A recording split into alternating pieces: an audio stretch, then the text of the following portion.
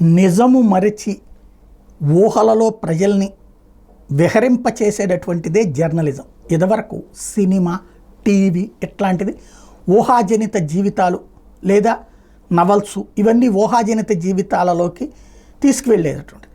కానీ ఇప్పుడు పత్రికలు ఆ బాధ్యతను భుజానికి ఎత్తుకున్నట్టున్నాయి. వాస్తవాలకు సుదూర ప్రయాణంలోకి మనల్ని తీసుకుపోతా ఉన్నాయి. ఇప్పుడు ఈనాడు ఒక వార్త రాసింది, నిజమైన వార్త కానీ వక్రీకరించేటటువంటి వార్త. పాఠశాలల రిజిస్టర్లో విద్యార్థుల పేర్లు ఉంటాయి కానీ తరగతులకు హాజరు కారు.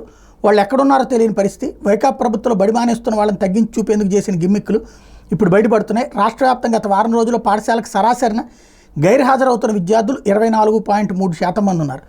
ఇంత భారీ సంఖ్యలో గైర్హాజరు నమోదవుతున్న ఇప్పటివరకు పట్టించుకోలేదు. ప్రభుత్వ ప్రైవేటు బడుల్లో కలిపి 70.37 లక్షల మంది విద్యార్థులు ఉంటే సరాసరిన 53.28 లక్షల చొప్పున మాత్రమే హాజరు నమోదవుతుంది. ప్రభుత్వ ఎయిడెడ్ కలిపి 36.02 లక్షల మంది విద్యార్థులు ఉంటే ఇక్కడ ఇలాంటి పరిస్థితి ఉంది. పట్టణాల్లో హాజరు కొంచెం ఎక్కువగా నమోదవుతుంటే గ్రామీణ ప్రాంతాల్లో తక్కువగా ఉంటుంది. వ్యవసాయ పనులు, పండుగలు, స్థానికంగా నిర్వహించే జాతరలు, సీజనల్ వ్యాధులు, వరదల కారణంగా పిల్లలు గైర్హాజరు ఉంటుంటే క్షేత్రస్థాయి అధికారులు చెప్తున్నారు. ఇది అసలు విషయం. అధికారులు కరెక్ట్గా అని చెప్తారు కానీ వీళ్ళు అడ్డదిడ్డంగా ప్రతి దాంట్లో ద్వేషాన్ని నూరిపోయాలా, జగన్ని విలన్ని చేయాలా, వైఎస్ఆర్ కాంగ్రెస్ పార్టీని రాక్షసులుగా చూపించాలి. ఏంటయ్యా అంటే ఇప్పుడు ఇదివరకటికి ఇప్పటికీ ఒక తేడా ఉంది. వ్యవస్థని మనం విచ్ఛిన్నం చేసాం. స్కూళ్ళల్లో పిల్లలు అటెండ్ కాకపోతే ఎవరిది బాధ్యత? హెచ్ఎంలను తిడదాం, టీచర్లను తిడదాం అంటే వాళ్ళకేం సంబంధం? వచ్చిన వాళ్ళకి పాఠం చెప్తారు. ఇళ్ళకెళ్ళి రమ్మని చెప్తామో మనం చెప్తే ఊరుకుంటారు, మళ్ళీ వాళ్ళందరూ ఉద్యమం చేయరా?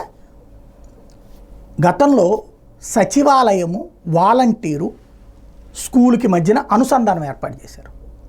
ఆ స్కూల్లో పేరెంట్స్ కమిటీకి మధ్యన స్కూల్లో ఈ అటెండెన్స్ యాప్లో క్లియర్ అయిపోయాక ఎందుకు రాలేదు, ఎవరెవరు అటెండెన్స్ రాలేదు అన్నటువంటిది వాలంటీర్కి మెసేజ్ వెళ్ళేది.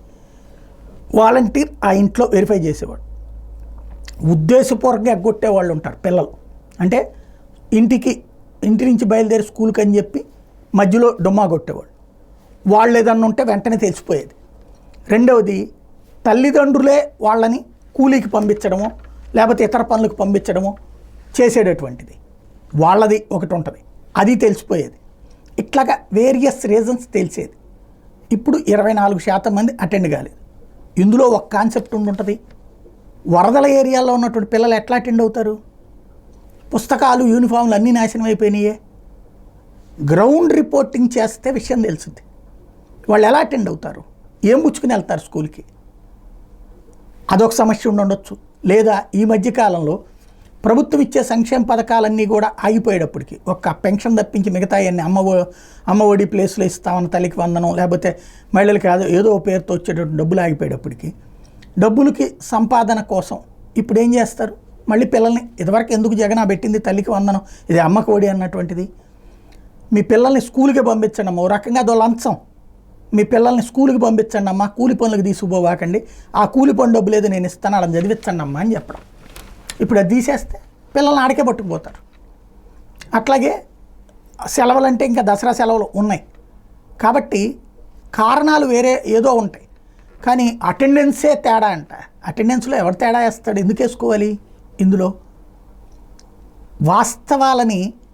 వాస్తవం కనుక్కున్నారు. ఇక్కడ నిజం కనుక్కున్నారు. 24% మంది అటెండెన్స్ గైర్హాజరంటే ఆషామాషి వ్యవహారమా? కానీ దాన్ని కవర్ చేయడానికి అడ్డకోలు కవరింగ్ అన్నటువంటిదే ఈ స్టోరీలో ఉన్నటువంటి స్పెషాలిటీ.